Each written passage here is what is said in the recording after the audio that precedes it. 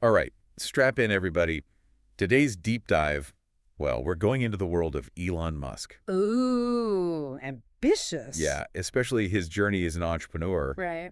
We're using some stuff from Forbes as our guide here. Okay.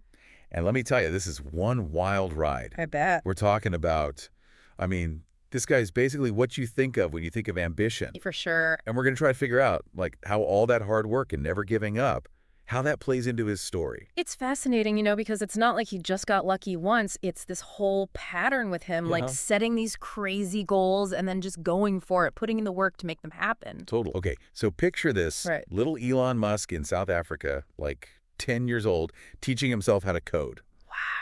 2 years later, boom, he sells his first computer game. No way. Yeah, Blaster. Blaster, Wow. $500. See, that right there, that little story, it tells you so much about him, even as a kid. I know, right? That drive, the entrepreneur thing, it was just there. Oh, yeah, and it just kept getting stronger as he got older. Totally. This isn't like a one-hit wonder kind of story. No. We're talking, the guy co-founded 7 companies. Those? 7. Tesla, SpaceX, Yeah. XAI, those we know. Mm-hmm. Sources keeping the other 4 quiet for now, but Wow, talk about a serial entrepreneur. seriously. And don't forget, every one of those things he started, it's massive. Like SpaceX, started 2002. Yeah. Now it's worth, get this, almost $210 billion. Crazy. But if you go back to the beginning, it was not a sure thing at all. Well, the space industry's tough. So tough. It takes years, setbacks. You got to have nerves of steel to even get a rocket up in the air, Oh, absolutely. let alone build a company worth billions. Yeah, it's true. SpaceX, they had all those launches that failed. I bet that was rough. Each one, it was a huge hit, financially, emotionally. There were times, honestly, the whole thing was almost bankrupt. Really? But Musk, he just wouldn't quit. I'm curious about those failures, though. Yeah. Like, did he ever have doubts? I mean, you'd think setbacks like that would make anyone question things. It's hard to know what he was thinking, really, but what he did, that tells the story. Yeah. He didn't let those failures stop him. Right. He studied them, learned from every mistake, and he just kept trying different things until he got it right. That's what's so inspiring to me about this whole story.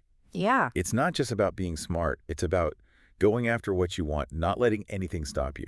Absolutely. It's about digging deep, finding that strength to keep pushing, even when everything's against you. That's it. And you see that same thing with Tesla, too, right? Oh, definitely. He owns about 12% of the company, Wow. not counting stock options, and his journey is just tied up with Tesla's success. They're connected. Totally. It hasn't all been easy for Tesla either, though, has it? No, not at all. Like that whole options deal in 2018 Oh, yeah, that one. got him into some hot water. It did. A judge, actually, just this year, threw out that deal. Really? And Forbes is even saying, those options aren't worth as much until his appeal happens. Makes It sense. shows you, even when you're super successful, there's always going to be stuff to deal with. Oh, for sure. Speaking of dealing with stuff, we can't forget about Twitter. Oh, right. Or X, I guess. Right. Eki bought it for, what was it, $44 billion? Oh. But Forbes, they think the value's gone down like 70% since he took over. Social media, it's so unpredictable. I know, right? Risky move, for sure. And even for a guy as ambitious as Elon Musk, Right. you got to wonder, how does he manage all this? I know. Running one of these companies would be enough for most people. Absolutely.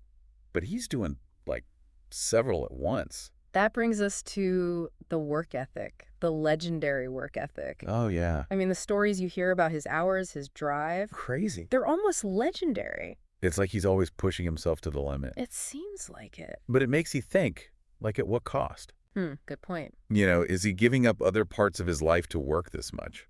That's a really good question. Yeah. And it's one a lot of people are asking. Right. On the one hand, no doubt, his work ethic is a big part of his success. Yeah. But then there's the whole idea of can you keep doing this? Right. And what about having a life outside of work? Balance. Right. Yeah, it's a big conversation, even for people who are trying to do big things. Makes sense. It's a weird thing, isn't it? What's that? The same drive that makes someone achieve amazing things can also be a problem. Oh, interesting. Maybe there's a way to be ambitious but also take care of yourself. Yeah, it's like walking a tightrope, Finding that balance, pushing yourself, but also knowing when to step back. I get it. But I guess that's part of what makes this whole story so interesting. Right. He's always pushing the limits with his companies, his own life, everything. Totally. And speaking of pushing limits, Yeah. It reminds me of how he thinks about success. Oh, Like that first principles thing. right, right. He's always, like, boiling things down to the basics. The fundamental truths Yeah, and building from there. exactly. There's that quote in the Forbes article. Yeah, I operate on the physics approach to analysis. I love that quote. You boil things down to the first principles, the fundamental truths, It's so good. and then you reason up from there. But what does that actually look like? Like, how does he do that?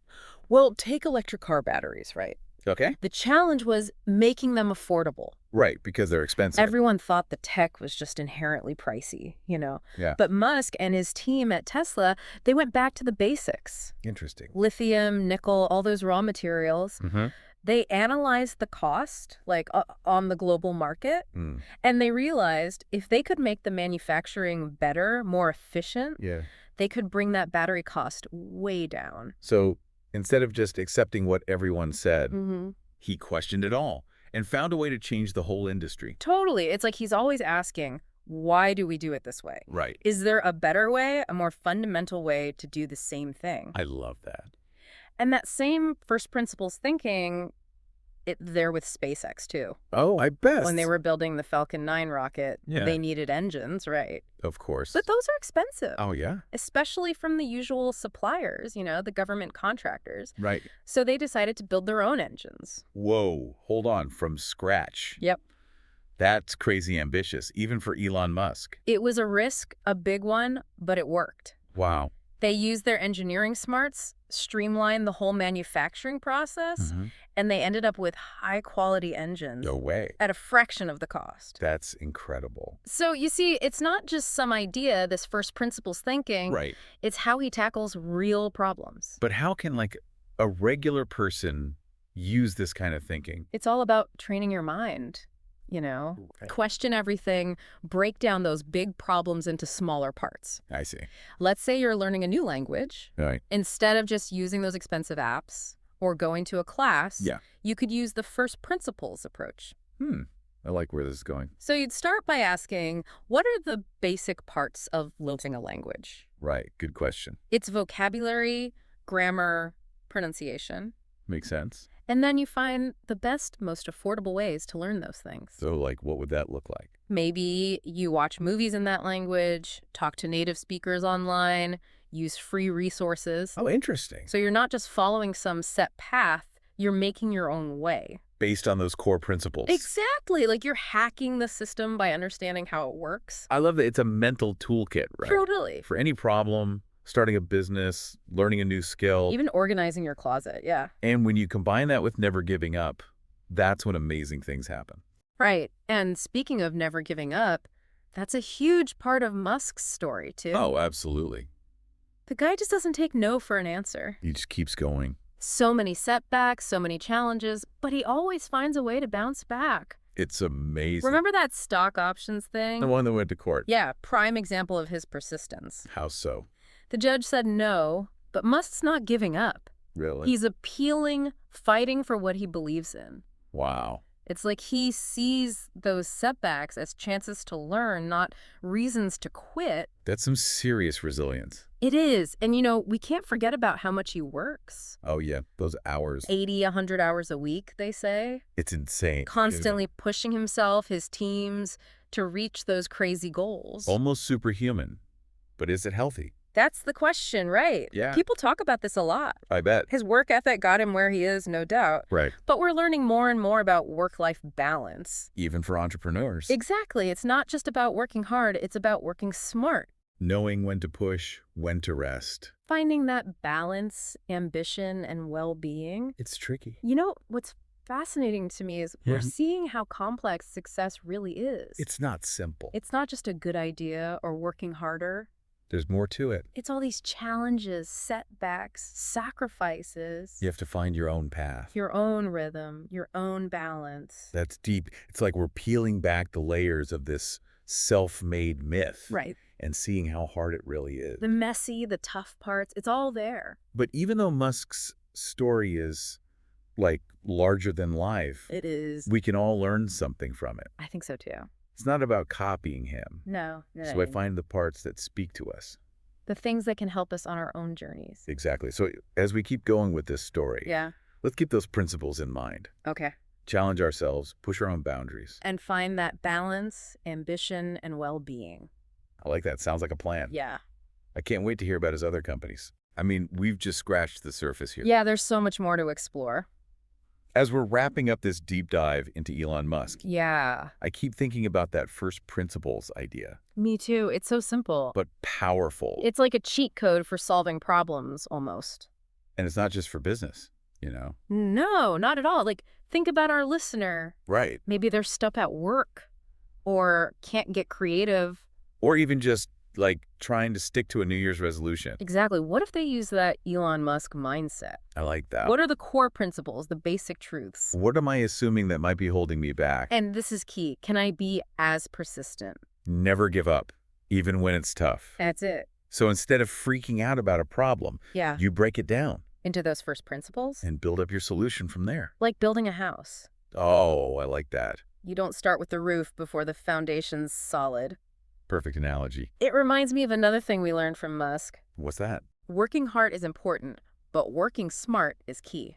The guy puts in crazy hours, He does. but he also knows how to prioritize, delegate Oh, absolutely. He's got a great team. the best people. And he lets them do their thing. It's not about controlling every little detail. Right. It's about having a clear vision. And trusting your team. It's like he's conducting an orchestra, not playing every instrument himself. I love that. So he can focus on the big stuff, the innovations. The things that move his companies forward. And speaking of innovation, Yeah. it's not just about copying what's already out there, No, it's about doing something new. challenging the status quo. Pushing the limits. Like electric cars, they existed before Tesla, True. but Musk saw the potential, To do something amazing. something revolutionary, That would change the whole car industry. and he used those first principles, right? Exactly. Questioned everything about batteries, design, even how cars are sold. He looked at what was out there and said, we can do better. We could do something incredible. That belief, that drive to innovate. That's what made Tesla so successful. And you see that same thing in all his companies. SpaceX, the boring company, XAI, He's always pushing, challenging, creating. to inspire. Makes you think, right? It does. Like, where can I push the boundaries? Where can I innovate? Make a difference. That's the power of these deep dives. It's not just learning about someone else.